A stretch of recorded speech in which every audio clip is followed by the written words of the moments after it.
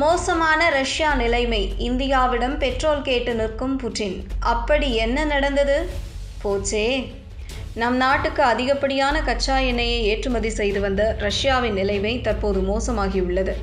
உண்மையை சொல்ல வேண்டுமென்றால் தற்போது ரஷ்யா நம் நாட்டிடம் பெட்ரோல் வாங்கி பயன்படுத்த தொடங்கியுள்ளது. உலகில் கச்சா எண்ணெய் வளமிக்க நாடுகளில் ஒன்றாக இருக்கும் ரஷ்யாவின் இந்த நிலைமைக்கு என்ன காரணம் என்று இங்கு பார்க்கலாம். ரஷ்யா நம் நாட்டின் நெருங்கிய நட்பு நாடாகும். இன்னும் சொல்லப்போனால் நம் நாட்டுக்கு அதிகப்படியான கச்சா எண்ணெயை சலுகை விலையில் அள்ளித்தரும் நாடாக உள்ளது. சில மாதங்களுக்கு முன்பு வரை நம் நாட்டின் கச்சா எண்ணெய் தேவையில் 38% மேலாக ரஷ்யா தான் பூர்த்தி செய்தது. ட்ரம்ப் அமெரிக்க அதிபரான பிறகுதான் ரஷ்யாவிடம் இருந்து கச்சா எண்ணெய் வாங்குவதை நாம் குறைத்தோம். இருப்பினும் கூட ஈரான் அமெரிக்கா மோதல் காரணமாக மூடப்பட்ட ஹார்முஸ் ஜலசந்தியால் மீண்டும் ரஷ்யாவிடமிருந்து நம் நாடு கச்சா எண்ணெய் வாங்க தொடங்கியது. கடந்த மே மாதத்தில் மட்டும் நம் நாடு மொத்த பயன்பாட்டில் 36.5% கச்சா எண்ணெயை ரஷ்யாவிடம் இருந்து இறக்குமதி செய்தது. இதன் அளவு ஜூன் மாதத்தில் கூடியிருக்கலாம் என்று சொல்லப்படுகிறது. இப்படி நம் நாட்டின் பெட்ரோல் டீசல் தேவைக்கான கச்சா எண்ணெய் தந்து உதவிய ரஷ்யாவின் நிலைமை தற்போது மோசமாகியுள்ளது.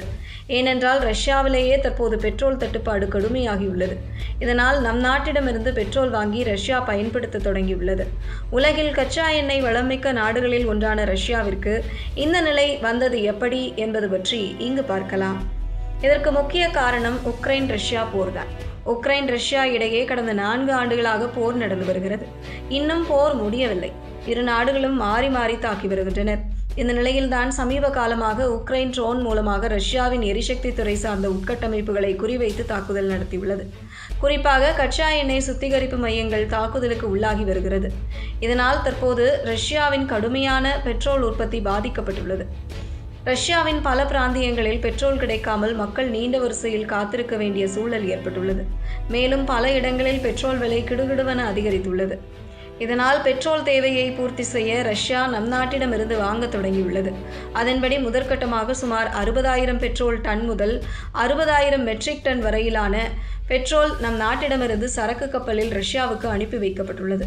இந்தியா மட்டுமின்றி பிற நட்பு நாடுகளிடமிருந்தும் பெட்ரோல் தரும்படி ரஷ்யா பேச்சுவார்த்தை நடத்தி வருகிறது. ஏனென்றால் கோடை காலத்தில் ரஷ்யாவை எடுத்துக்கொண்டால் ஒரு நாளைக்கு 1,10,000 மெட்ரிக் டன் பெட்ரோல் பயன்பாடு உள்ளது. இதனால் பிற நாடுகளின் உதவியையும் ரஷ்யா கேட்டுள்ளது. அந்த வகையில் நட்பு நாடான பெலாரஸ் ரஷ்யாவிற்கு உதவ முன்வந்துள்ளது. ஜூன் முதல் பாதியில் மட்டும் பெலாரஸ் 70,000 மெட்ரிக் டன் அளவிலான பெட்ரோலை ரஷ்யாவிற்கு வழங்கியுள்ளது.